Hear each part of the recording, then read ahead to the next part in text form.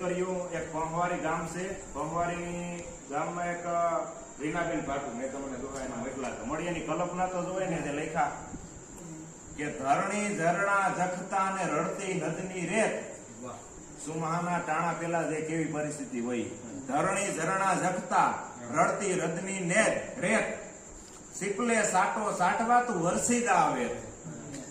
પછી બીજો શબ્દ દોહો તો અદભુત લખ્યો, મને બહુ ગમ્યો કે જગના જીવાડે જઠર એના ખાલી પીડાઈ ખેત. જગના જીવાડે જઠર એના ખાલી પીડાઈ ખેત.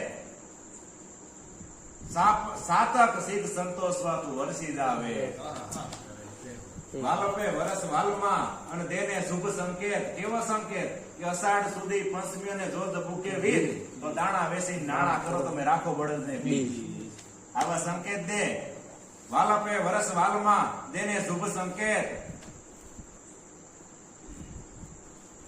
શત્રુ ન થાવો સાહેબા તું વરસીદા આવે. આ એમ કહે છે કે ના સાહેબ દુઆ કહેવાનો મતલબ આવું લખે તો મજા આવે. એટલે મૂળ આપણો ફેસલો હાલતો હતો વળી પાછા ત્યાં જઈ એને ફેસલો